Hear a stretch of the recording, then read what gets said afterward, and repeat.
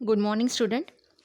Now, today's video lecture we discuss about the DNS operations. Okay. इसके पहले कुछ videos में हमने देखा था कि डोमेन नेम सिस्टम क्या होता है, जो मैंने बहुत बार आपको बताया भी है कि डोमेन नेम सिस्टम का पर्पस क्या होता है. Domain name system is use to map the name with the IP address. It is alphabetically name को एड्रेस में मैप करने के लिए हम डोमेन नेम सिस्टम का यूज़ करते हैं. ठीक है. सो जैसे क्या बोल सकते हैं कि डोमेन नेम सिस्टम में हमने देखा था fully qualified domain name system और partially qualified domain name system. Domain name system जब रिजॉल्व होता है तो वो कैसे होता है, बॉटम टू टॉप तक इस तरह से रिजॉल्व किया जाता है. या अगर मुझे किसी वेबसाइट का डोमेन नेम फाइंड करना है, या मतलब किसी नोट का अगर डोमेन नेम फाइंड करना है, तो उसका जो हम लेबलिंग देते थे, तो डोमेन नेम फाइंड करने के लिए हम उसको बॉटम टू रूट नोट तक उसको हम ट्रैवर्स करते थे. ठीक है. सो फुल्ली क्वालिफाइड डोमेन नेम में क्या होता है कि ये रूट नोड तक जाता है, दैट इज़ नल स्ट्रिंग तक उसका ट्रैवर्सिंग किया जाता है.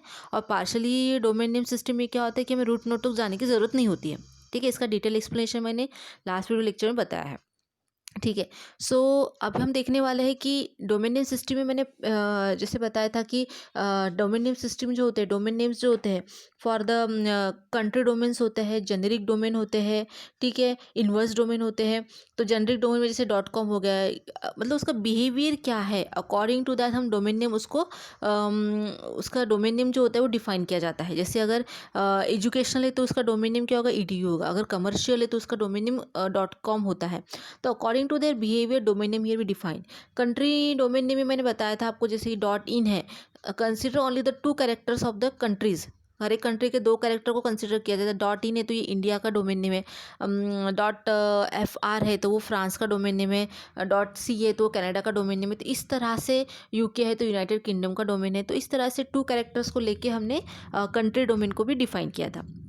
ठीक है. मतलब how to use the DNS in the internet in that way. So here with it is a generic domain, commercial domain और इन्वर्स डोमेन. ठीक है. इन्वर्स डोमेन में कैसे बताया था मैंने आपको कि जनरली हम डोमेन नेम का जो मैपिंग होता है, domain name is use for mapping the name to address.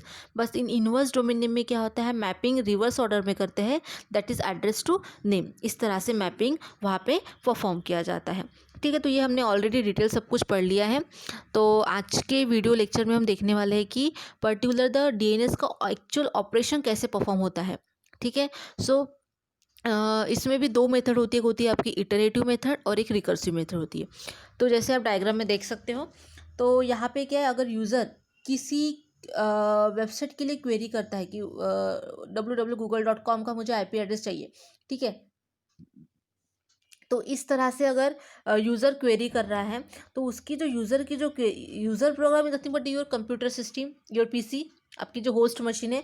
तो यहाँ पे यूज़र प्रोग्राम क्या करेगा, क्वेरी सेंड करेगा इसको नेम रिजॉल्वर को. तो name resolver is nothing but your ISPs, जिनके पास क्या होता है, उनका लोकल सर्वर होता है. ठीक है. यूज़र प्रोग्राम तो पहले रिक्वेस्ट करता है IP एड्रेस के लिए फॉर अ डोमेन नेम. किसको रिक्वेस्ट करेगा, domain name, nothing but the name resolver, जिसको ISP बोलते हैं, जिसके पास उनका लोकल सर्वर होता है. ठीक है. क्योंकि देखो हम वेरियस टाइप्स के जो ISPs होते से हो गया MTNL, BSNL, एयरटेल, रिलायंस. ठीक है. तो ये ऑल आर दी आपके ISPs हैं. ये आपको क्या करते हैं, सर्विस प्रोवाइड करते हैं, इंटरनेट की सर्विस आपको प्रोवाइड करते हैं. जब भी आप कुछ सर्च करना चाहते हो, अगर उनके पास वो अवेलेबल है तो आपको इमीडिएटली प्रोवाइड करते हैं. अगर नहीं है तो वो कहीं और से लेके आपको प्रोवाइड किया करते हैं, लेकिन वो आपको आपकी जो भी रिक्वेस्ट है उनको वो क्या करते हैं, सेटिस्फाई करते हैं. ओके. तो यहाँ पे user program request for the IP address, okay, for a domain name. Then user query send करेगा नेम रिजॉल्वर को. ये name resolver is nothing but you ISP, जो आपको क्या करने वाले, आपकी जो भी रिक्वेस्ट है वो उसको सेटिस्फाई करने वाले. उनके पास अगर उसका सोल्यूशन है, तो उनके पास अगर वो अपने जो क्वेरी सेंड की है, अगर उसका सोल्यूशन अवेलेबल है, तो आपको इमीडिएटली वो क्या करेंगे, रिस्पॉन्स प्रोवाइड करेंगे. ठीक है. इसमें क्या होता है यहाँ पे कि रिजॉल्वर मॉड्यूल जो होता है इन द लोकल होस्ट और लोकल ISP जो बोलते हैं उसको, वो क्या करते हैं, आपकी क्वेरी को फॉर्मुलेट करते हैं. ठीक है. For a local name server, अपने लोकल नेम सर्वर्स में चेक करते हैं कि पर्टिकुलर यूज़र ने क्या क्वेरी किया, उसका हमारे पास रिस्पॉन्स है या नहीं है.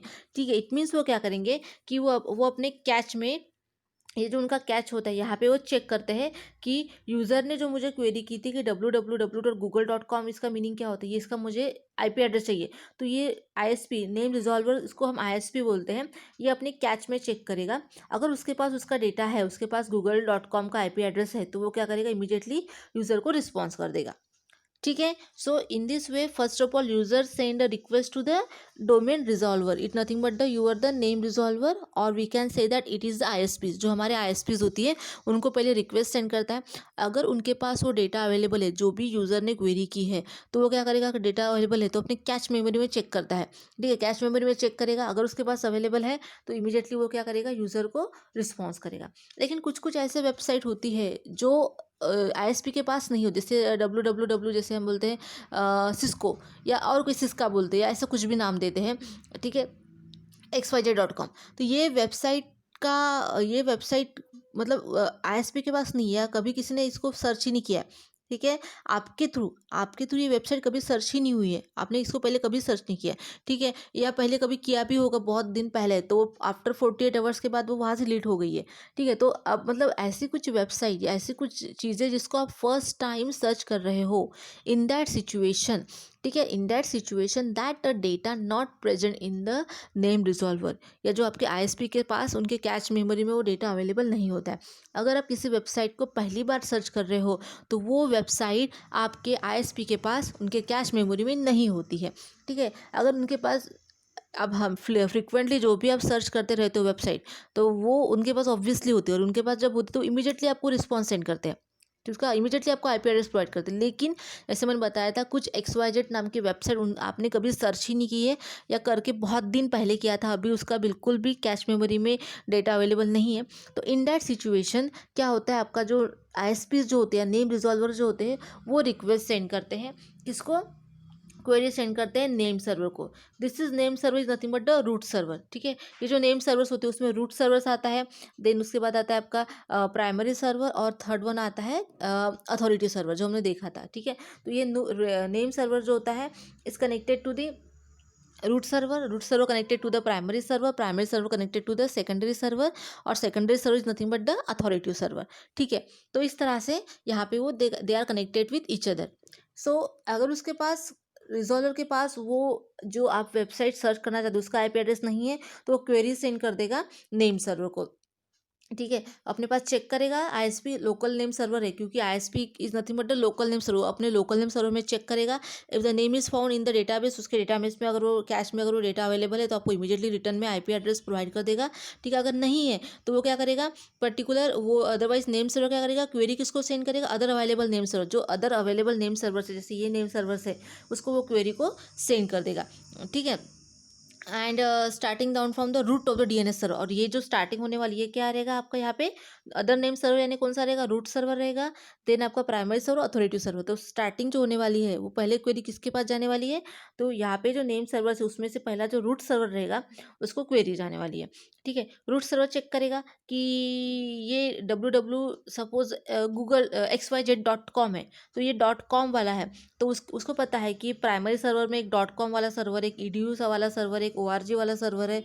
ठीक है, ये उसको पता है।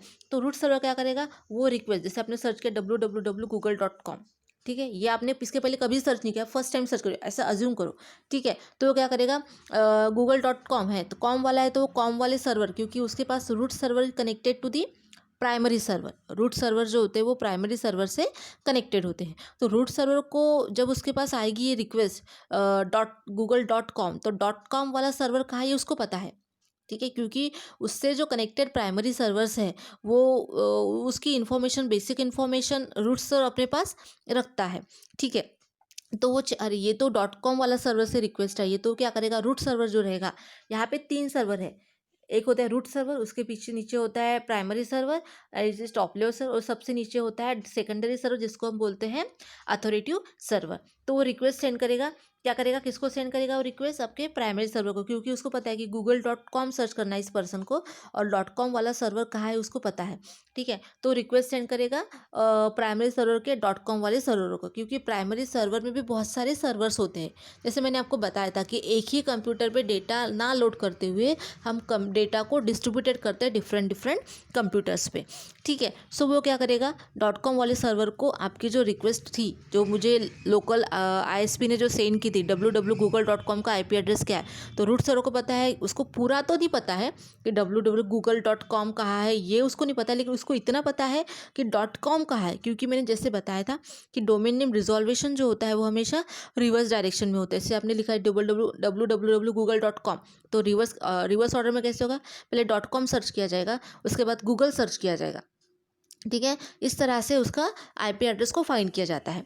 तो रूट सर्वर क्या करेगा, रिक्वेस्ट सेंड कर देगा प्राइमरी सर्वर को, क्योंकि उसको पता है कि मेरे पास प्राइमरी सर्वर में .com वाला सर्वर है। फिर .com वाले सर्वर पे जाने के बाद वो चेक कर, अरे google.com, तो मुझे तो पता है गूगल कहाँ पे है, तो गूगल कहाँ पे है, तो वो क्या करेगा, अथॉरिटी सर्वर जो है उनको वो सेंड करेगा कि आपको गूगल, आपके पास गूगल होगा तो उसका आपको IP एड्रेस प्रोवाइड करना है। देन आपका जो अथॉरिटी सर्वर है, ठीक है, जिसके पास गूगल है, एक याहू है, एक gmail.com है, एक rediff.com है, तो चेक करेगा हाँ मेरे पास तो गूगल है, ठीक है। .com वाला सर्वर चेक करेगा, अथॉरिटी सर्वर के पास देगा रिक्वेस्ट को, अथॉरिटी सर्वर चेक करेगा कि कौन सा है, .com में गूगल है, याहू है, रेडिफ है, जीमेल है, कौन सा है, तो गूगल है। तो क्या करेगा, हाँ मेरे पास तो गूगल का IP एड्रेस अवेलेबल है, तो फिर वो अथॉरिटी सर्वर जो रहेगा आपको क्या करेगा, एड्रेस प्रोवाइड कर देगा, किसको प्रोवाइड कर देगा, रूट सर्वर को, ठीक है। देन रूट सर्वर प्रोवाइड कर देगा पर्टिकुलर दी ISP को, और ISP प्रोवाइड कर देगा then to the actual host को, ठीक है। तो इस तरह से यहाँ पे वर्क परफॉर्म किया जाता है। सो वही बताया कि जो पहले रिक्वेस्ट जाती है रूट ऑफ द DNS के पास जाती है, ट्री एज हाई लेवल पे होता है, तो पहले जो यहाँ पे रूट सर्वर के पास जाएगी, वहाँ से फिर आपके प्राइमरी सर्वर के पास जाएगी, और प्राइमरी सर्वर के बाद वो जाएगी आपके अथॉरिटी सर्वर पे, क्योंकि अथॉरिटी सर्वर के पास ही actual IP address, actual data available होता है, ठीक है। और रिस्पॉन्स जो जाएगा पहले लोकल नेम सर्वर को पाएगा, वही बताया, रिस्पॉन्स जो जाएगा पहले लोकल नेम सर्वर को जाएगा, देन लोकल नेम सर्वर से फिर आपको यहाँ पे जाएगा पर्टिकुलर टू दी जो भी ये है अपने कैश में वो मेंटेन करेगा। लोकल नेम सर्वर क्या करेगा, उस डेटा को जो भी उसको मिला है, IP एड्रेस मिला है उस पर्टिकुलर वेबसाइट का, वो अपने कैच में स्टोर करेगा, क्योंकि इनकेस अगर बाद में कभी यूज़र को ज़रूरत पड़ती है इस IP एड्रेस की, वो अपने पास स्टोर करके रखेगा, ताकि नेक्स्ट टाइम उसको फिर से रूट सर्वर पे जाने की ज़रूरत ना पड़े। तो वो क्या करेगा, लोकल सर्वर जो है यहाँ पे ये नेम रिजॉल्वर एंड नथिंग मतलब लोकल सर्वर ISPs, वो अपने कैच में उस डेटा को स्टोर कर देगा, एज वेल एज वो जो IP एड्रेस है किसको प्रोवाइड कर देगा, यूज़र प्रोग्राम को प्रोवाइड कर देगा, ठीक है। Minute mode specific time period के लिए अपने पास रखता है, ठीक है। ओके, सो यहाँ पे जो है then user program give the IP address, ठीक है। तो उसके बाद यूज़र प्रोग्राम को IP एड्रेस प्रोवाइड किया जाए, लेकिन अगर कुछ कुछ वेबसाइट वैलिड नहीं है, इनवैलिड है, या जिसके लिए हमारे इधर परमिशन नहीं है, तो उसके लिए एरर मैसेज भी शो किया जाता है, ठीक है। तो इस तरह से यहाँ पे वर्किंग होती है। सो आप और एक एग्जांपल देख सकते हैं यहाँ पे, हम वही बताया कि www.googleexample.com, ये अगर मुझे वेबसाइट को सर्च करना है, तो सबसे पहले ये जो रिजॉल्वर यानी हमारा होस्ट नेम है, तो ये क्या करेगा, पहले रिक्वेस्ट सेंड कर देगा आपका एरिया रिजॉल्वर को। Area resolver is nothing but the local name server, it is ISP के पास जाएगा। ISP के पास उसका खुद का एक लोकल नेम सर्वर होता है, उसके पास एक कैच होता है जिसमें वो डेटा को स्टोर करके रखता है, ठीक है। तो अगर उसके पास उसका IP एड्रेस अवेलेबल है example.com का, तो ठीक है वो उसको रिटर्न कर देगा। अगर नहीं है तो किसके पास जाएगा रिक्वेस्ट, जैसे मैंने अभी बताया था रूट सर्वर के पास जाएगा, ठीक है। रूट सर्वर के पास जाने के जैसे मैंने बताया था आपको कि दो मेथड होती है, एक होती है इटरेटिव मेथड और दूसरी होती है आपकी रिकर्सिव मेथड। तो पहले इटरेटिव मेथड में क्या होता है कि जैसे ही actual host machine request send करती है ISP को, that is the name server को, जिसको बोलते हैं लोकल नेम सर्वर और एरिया रिजॉल्वर, अगर उसके पास डेटा है, उसके कैश मेमोरी में डेटा अवेलेबल है, तो इमीडिएटली उसको रिस्पॉन्स कर देगा। अगर नहीं है तो क्या जाएगा, सबसे पहले किसके पास जाएगा, रूट सर्वर के पास जाएगा, ठीक है। यहाँ पे रूट सर्वर का चेक करेगा कि किसका IP एड्रेस चाहिए आपको, मुझे www.example.com का IP एड्रेस चाहिए, तो वो चेक करेगा .com, हाँ .com तो मुझे पता है कहाँ पे, तो क्या करेगा, ये बोलेगा कि .com वाला सर्वर कहाँ है मुझे पता है, आप वहाँ पे जाओ। तो ये .com वाले सर्वर का IP एड्रेस प्रोवाइड करेगा, रूट सर्वर किसको प्रोवाइड करेगा, एरिया नेम सर्वर को प्रोवाइड करेगा, ठीक है। मतलब यहाँ पे क्या हो रहा है कि अगर मुझे कोई वेबसाइट का आईपी एड्रेस चाहिए तो मैंने यहाँ पे ये जो हमारा एरिया रिजॉल्वर है, आईएसपी है, उसने रिक्वेस्ट सेंड कर दिया रूट सर्वर को। रूट सर्वर ने बताया कि क्योंकि नेम रिजॉल्व जो होता है वो कैसे बॉटम टू टॉप होता है, ऐसे होता है, ये ऐसे नहीं होता, ये कैसे होता है, ऐसे होता है, बॉटम टू रिवर्स डायरेक्शन में होता है। तो रूट सर्वर क्या करेगा कि उसको बताएगा कि .com वाला जो सर्वर है उसका आईपी एड्रेस मुझे पता है, आप वहाँ पे जाओ। तो ये क्या करेगा, .com वाले सर्वर का आईपी एड्रेस नेम सर्वर को प्रोवाइड करेगा। ठीक है। अब नेम सर्वर को .com वाले आईपी एड्रेस का पता चल गया, तो ये नेम सर्वर जो है वो .com वाले सर्वर पे जाएगा।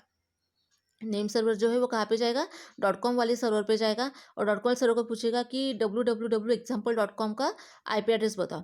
तो ये जो .com वाला सर्वर क्या बोलेगा, मेरे पास तो ये पूरा आईपी एड्रेस नहीं है, लेकिन एग्जाम्पल का आईपी एड्रेस किसके पास है, ये अथॉरिटी सर्वर के पास है। तो आपको ये क्या बोलेगा, ये मैं आपको अथॉरिटी सर्वर का आपको क्या देता हूँ, आईपी एड्रेस देता हूँ। तो ये क्या करेगा, ये जो नीचे वाला जो अथॉरिटी सर्वर है, that is a secondary server, उसका एड्रेस देगा, बोलेगा उसके पास जो, उसके पास आपको इसका आईपी एड्रेस मिल जाएगा। तो ये जो नेम सर्वर है फिर से क्या करेगा, रिस्पॉन्स सेंड करेगा, that is IP address send करेगा किसका, अथॉरिटी सर्वर का, किसको, आईएसपी को। देन आईएसपी जो फिर से कहाँ पे जाएगा, यहाँ पे देखो फिर से आईएसपी जाएगा, ये आपका अथॉरिटी सर्वर है, इसके पास जाएगा। देन अथॉरिटी सर्वर चेक करेगा, हाँ मेरे पास तो एग्जाम्पल है, मेरे पास एग्जाम्पल का आईपी एड्रेस है। .com में ये जो होता है इसके पास होगा .com का और इसके पास होगा एग्जाम्पल का। तो ये बोलेगा मेरे पास example.com का आईपी एड्रेस है। तो क्या करेगा, फिर वो आईपी एड्रेस जो है किसको प्रोवाइड करेगा, नेम सर्वर को प्रोवाइड करेगा, दैट इज़ आईएसपी को प्रोवाइड करेगा। देन आईएसपी वो आईपी एड्रेस प्रोवाइड करेगा आपके पीसी को या कंप्यूटर को। This is the iterative method. मतलब यहाँ पे क्या हो रहा है कि हर एक सर्वर जो है वो किस रिस्पॉन्स सेंड करता है, नेम सर्वर को। मतलब .com का IP address root server send करेगा नेम सर्वर को। देन एग्जाम्पल मतलब सॉरी प्राइमरी सर्वर, क्योंकि .com किसके पास है, प्राइमरी सर्वर के पास है। तो ये आपका रूट सर्वर है, ये क्या करेगा, प्राइमरी सर्वर का आईपी एड्रेस सेंड करेगा आपके नेम सर्वर को। ठीक है। फिर ये नेम सर्वर फिर से कहाँ पे जाएगा, आपके .com वाले प्राइमरी सर्वर के पास जाएगा। .com वाले प्राइमरी सर्वर के पास जाने के बाद उसको बोलेगा कि एग्जाम्पल का मुझे आईपी एड्रेस चाहिए। तो बोलेगा एग्जाम्पल का आईपी एड्रेस मेरे पास तो नहीं है, लेकिन किसके पास है, वो अथॉरिटी सर्वर के पास है, यानी सेकेंडरी सर्वर के पास है। तो वो क्या करेगा, इस अथॉरिटी सर्वर का आईपी एड्रेस प्रोवाइड करेगा नेम सर्वर को। यानी हर एक चीज़ के लिए यहाँ पे जो आईएसपी है वो मतलब कनेक्टेड होता है। ठीक है। इस तरह से ये होता है आपका इटरेटिव मेथड, क्योंकि रूट सर्वर भी रिस्पॉन्स इसको सेंड करेगा, प्राइमरी सर्वर भी रिस्पॉन्स इसको सेंड करेगा और अथॉरिटी सर्वर भी रिस्पॉन्स किसको सेंड करेगा, नेम सर्वर को सेंड करेगा। ठीक है। ये हो गया आपका इटरेटिव मेथड। देन आपका होता है रिकर्सिव मेथड। रिकर्सिव मेथड में कैसे होता है कि जैसे इसने क्वेरी की, तो ये बोल रहा है कि मुझे www.example.com का आईपी एड्रेस चाहिए। तो पहले रिक्वेस्ट जाएगी रूट सर्वर के पास, रूट सर्वर रिक्वेस्ट सेंड करेगा प्राइमरी सर्वर को, प्राइमरी सर्वर रिक्वेस्ट सेंड करेगा अथॉरिटी सर्वर का, अथॉरिटी सर्वर के पास उसका आईपी एड्रेस अवेलेबल है example.com का, तो वो आईपी एड्रेस सेंड करेगा आपके प्राइमरी सर्वर को। देन प्राइमरी सर्वर उस आईपी एड्रेस को सेंड करेगा रूट सर्वर को, and then root server send करेगा आईपी एड्रेस टू दी आपके आईएसपी को, दैट इज नेम सर्वर को, and then name server send IP address to the आपका जो होस्ट मशीन है उसको सेंड करेगा। यानी इसमें क्या हो रहा है, रिकर्सिव मेथड में आपका रूट सर्वर जो है वो ईच एंड एवरी सिचुएशन में कनेक्टेड है। और इटरेटिव मेथड में क्या होता है, इटरेटिव मेथड में आपका जो आईएसपी होते हैं नेम सर्वर, वो हर एक कंडीशन में या हर एक सिचुएशन में कनेक्टेड होते हैं। Okay. In the iterative method your name server is connected with each and every situation, and in the recursive method your root server is connected to each and every situation। ठीक है। तो इस तरह से आपका particular IP address find किया जाता है। जैसे आईपी एड्रेस यहाँ पे मिल जाएगा उस पर्टिकुलर example.com का, तो उस आईपी एड्रेस के थ्रू अब क्या करेगा, फाइनली जो आपका होस्ट है या यूज़र है वो कहाँ पे जाएगा, राउटर को, वो फाइनल राउटर को वो आईपी एड्रेस भेजेगा। और राउटर को पता है, राउटर को आईपी एड्रेस पढ़ना आता है, तो राउटर क्या करेगा, according to that IP address जिस भी वेबसाइट को यूज़र एक्सेस करना चाहता है उस वेबसाइट को एक्सेस करवा के देगा। क्योंकि अगर हमें किसी भी चीज़ का आईपी एड्रेस पता है, किसी का घर का एड्रेस पता है, तो हम कोई भी पर्सन कहीं से भी वहाँ पे पहुँच सकता है। ठीक है। तो हमें किसी का भी एड्रेस पता होना चाहिए। अगर मुझे किसी के घर जाना है तो मुझे उसका एड्रेस पता होना चाहिए। अगर मुझे एड्रेस पता है तो मैं कहीं से भी उस पर्सन के यहाँ पे जा सकती हूँ। और राउटर को आईपी एड्रेस पढ़ना आता है। ठीक है। According to the IP address router क्या करेगा, उस आईपी एड्रेस के थ्रू यूज़र जिस भी वेबसाइट को सर्च करना चाहता है, एक्सेस करना चाहता है, वो वो वेबसाइट को वो राउटर उसको एक्सेस करवा के देगा या सर्च करवा के देगा। ठीक है। वही एक एग्जांपल यहाँ पे भी हमने किया है कि जैसे हमने यहाँ पे दिया है कि domain name system server perform the task of resolving the domain name to the IP address because it is the work of the domain name system. Okay. End user who want to navigate the website www.ciscopress.com. ठीक है. So website enter the fully qualified domain name in the web browser. यानी fully qualified domain name में आपको क्या करना पड़ता है, पूरा नाम लिखना पड़ता है www.ciscopress.com. ठीक है. और पार्शियली में अगर आप cisco प्रेस इतना भी अगर लिखते हो तो पूरी वेबसाइट को वो कंसिडर करता है. बट हम यहाँ पे fully qualified domain name consider करने वाले हैं. ठीक है. तो end user computer send a DNS request to the DNS server asking for the IP address that correspond to the www.ciscopress.com. जो मैंने बताया था कि DNS सर्वर जो होता है वो IP एड्रेस के लिए पहले पूछता है अपने ISP को, सॉरी मतलब रूट सर्वर को पूछेगा. ठीक है. रूट सर्वर से फिर रिक्वेस्ट जाएगी प्राइमरी सर्वर को, primary server to then authority server in the recursive method में. ठीक है. So DNS server respond with the 192.168.1.11 and now the end user computer can send the packet to the destination. मतलब ये जो काम था कि IP एड्रेस लेना किसी वेबसाइट का, वो हमने इस डायग्राम में देख लिया है या इस भी डायग्राम में देखा है. अब IP एड्रेस मिल जाने के बाद हमें क्या करना है, तो वो काम क्या होता है, जैसे इसको IP एड्रेस मिलेगा तो IP एड्रेस किसको सेंड करेगा, वाया स्विच से कनेक्टेड होके हुए राउटर को सेंड करेगा. राउटर उस IP एड्रेस के थ्रू क्या करेगा, इंटरनेट पे उस IP एड्रेस से रिलेटेड डेटा को सर्च करेगा. ठीक है. डेटा को सर्च करेगा क्योंकि IP एड्रेस के थ्रू हम डेटा को, किसी भी डेटा को फाइंड कर सकते हैं. राउटर को IP एड्रेस पढ़ना आता है. ठीक है. तो राउटर के थ्रू वो IP एड्रेस के थ्रू राउटर डेटा को इंटरनेट पे सर्च करेगा, एक्सेस करेगा, और वो जो डेटा है, वो जो वेबसाइट है उसके वो वेबसाइट की इन्फॉर्मेशन किसको प्रोवाइड करेगा, आपके यूज़र को. ठीक है. वही बोला है कि the end user computer send a DNS request to DNS server asking for the IP address that corresponding to the www.ciscopress.com. तो ये DNS सर्वर ने रिक्वेस्ट सेंड की थी. ठीक है, कि मुझे इसका ciscopress.com का IP एड्रेस चाहिए. फिर उसके बाद हमने ये जो सारी प्रोसेस की, इसमें हमने फाइंड किया, हमें अथॉरिटी सर्वर ने उसका IP एड्रेस दिया. IP एड्रेस मिलने के बाद वो IP एड्रेस प्रोवाइड किया गया, जिसको प्रोवाइड किया गया आपके पीसी को प्रोवाइड करने के बाद अब क्या होने वाला है, DNS server maintain a database of local FQDM and a responsibility and their corresponding IP address in addition to pointers to the other server can resolve the IP address for the other domain also. ठीक है. जैसे इसको IP address मिल गया तो IP address को finally router को भेजेगा, router उसको रिजॉल्व करेगा एंड उस वेबसाइट को एक्सेस करेगा. ठीक है.